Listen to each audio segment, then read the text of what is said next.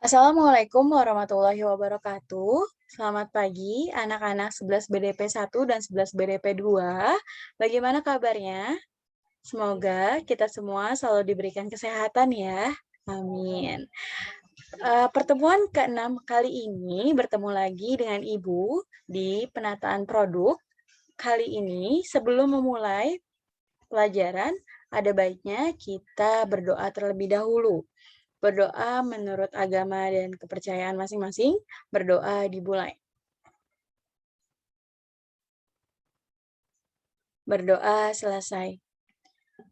Sebelum memulai pertemuan kali ini, Ibu mau memberikan informasi. Yang pertama, absen.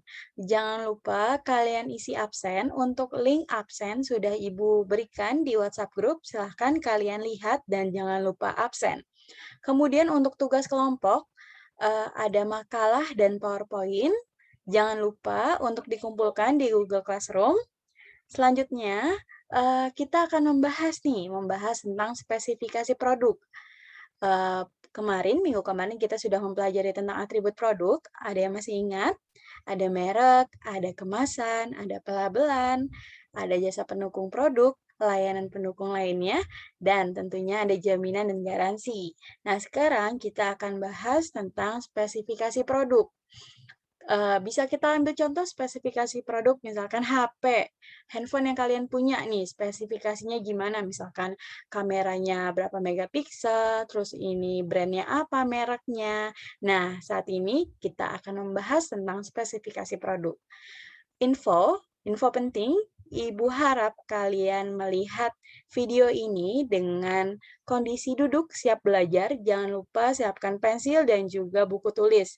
Karena untuk mencatat materinya, dan nanti di akhir akan ada tugas ataupun latihan tentang identifikasi spesifikasi produk.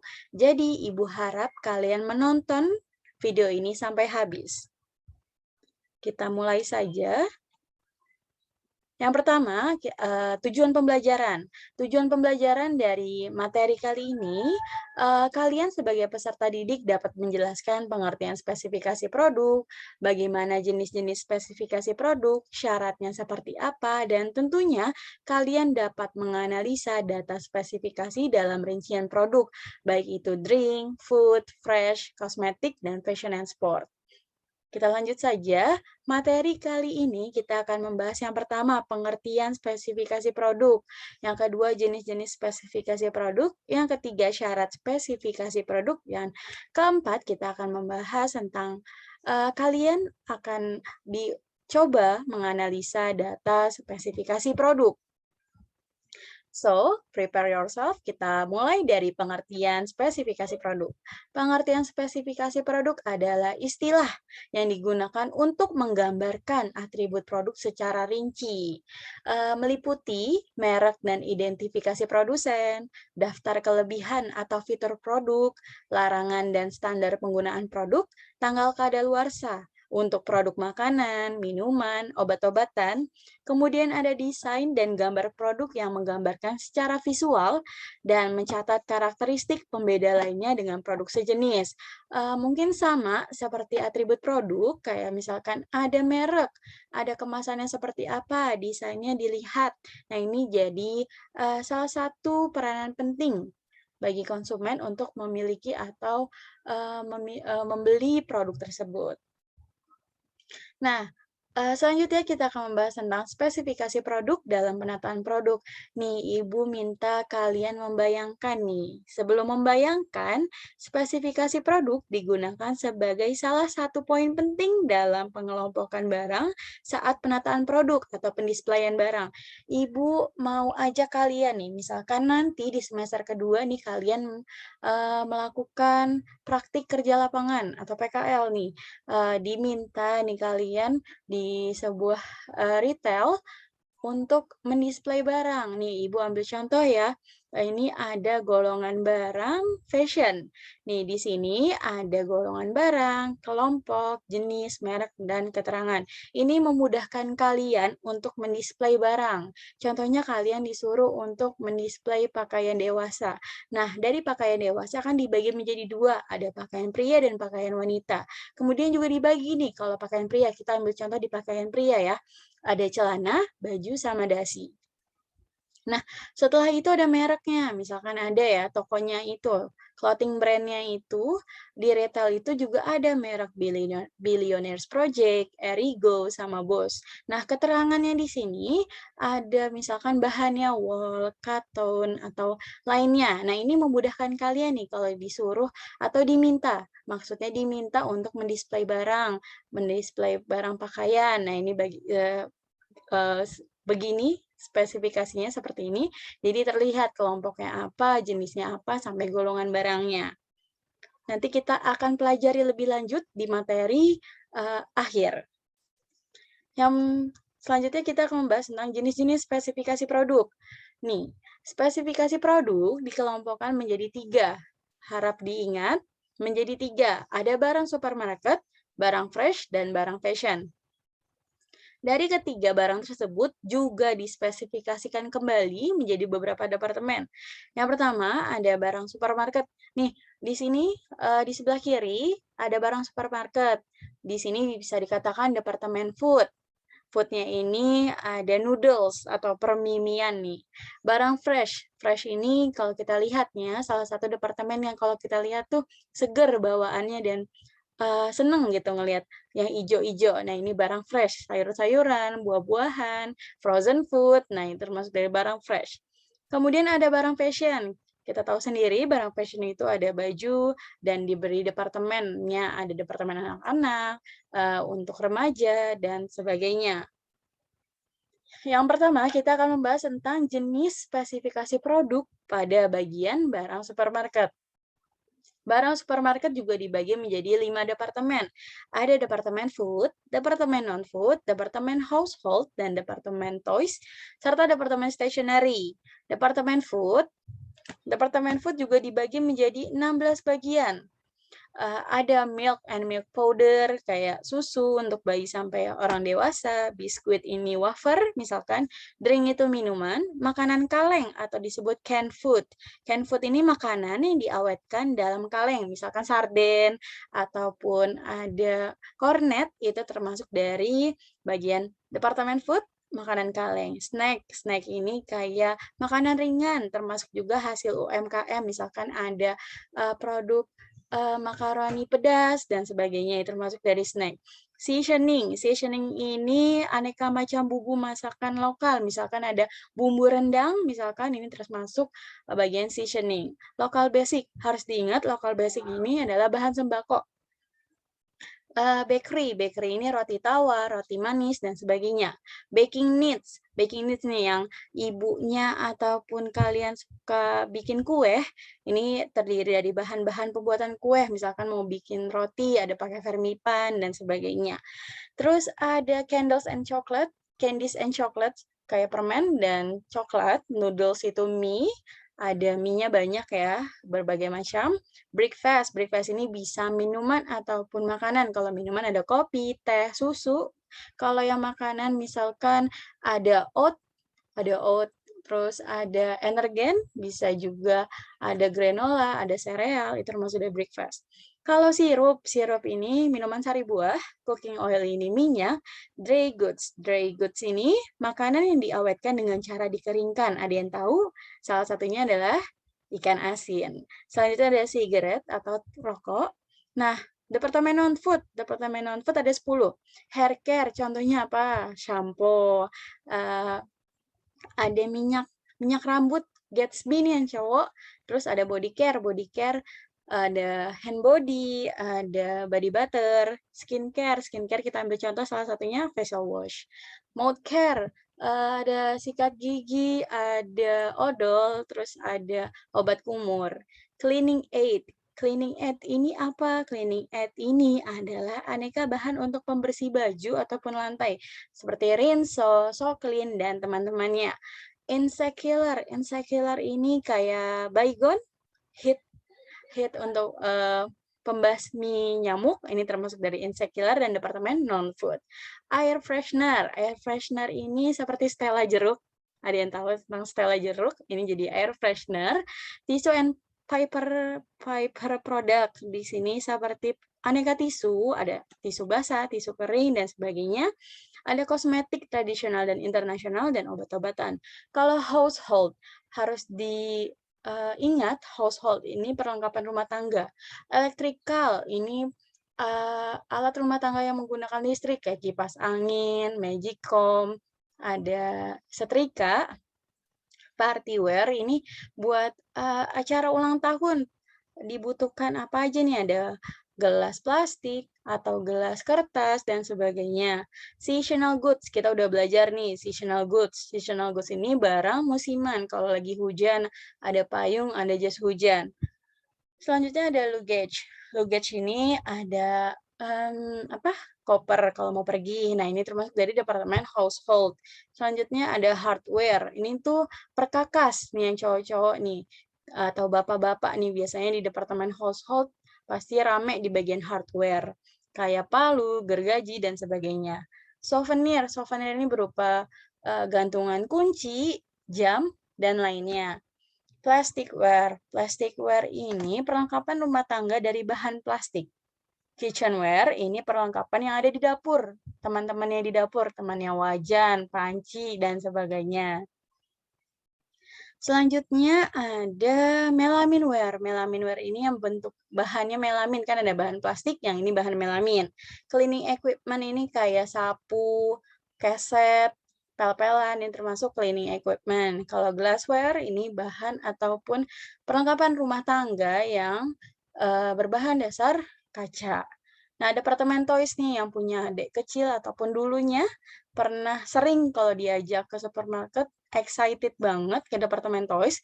Ini dibagi menjadi 5 macam. Yang pertama ada soft toys, biasanya ini boneka nih. Terus kalau battery operated toys for boys, nih yang cowok-cowok pasti punya dulunya mobil remote. Nah, ini termasuk dari mainan yang menggunakan baterai. Ada mobil-mobilan dan sebagainya.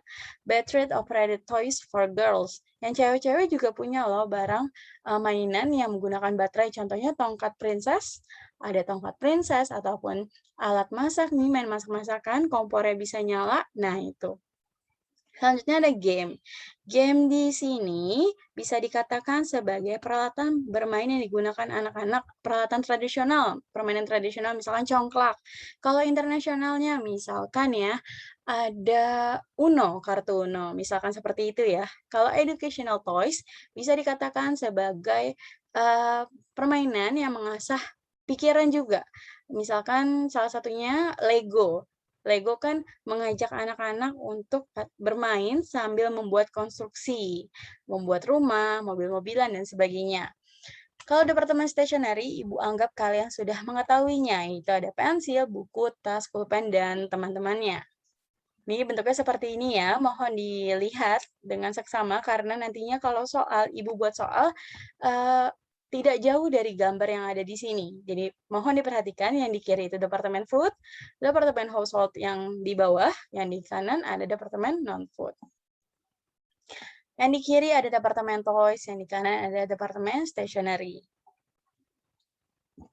Yang selanjutnya ada barang fresh. Barang fresh ini dibagi menjadi 5. Tadi kan kita udah barang supermarket, sekarang barang fresh dibagi menjadi 5. Ada vegetable, fresh fruit, fresh meat, dairy product, ini produk susu. Misalkan kayak ada susu UHT, terus ada seperti keju, yogurt. Nah, kalau yang frozen food. Ini yang vegetable nih, vegetable, sayuran, fresh fruit, buah, fresh meat, daging ini yang biasanya di etalase seperti ini, ada daging, ada ayam. Dairy products, kayak tadi Ibu sudah bilang, ada susu kedelai, ada yogurt, keju, dan sebagainya. Nah, frozen food ini biasanya kan ada yang di kulkas, ada juga yang di freezer bawah. Biasanya juga diisi nugget ataupun es krim ya. Selanjutnya barang fashion. Barang fashion tuh lingkupnya ada 2, pakaian wanita dan pria. Kalau jenisnya ini banyak. bisa sampai 10 lebih, ada pakaian wanita, pakaian pria, anak laki-laki, perempuan, bayi, tas wanita, aksesoris, dan lain sebagainya, itu termasuk dari barang fashion.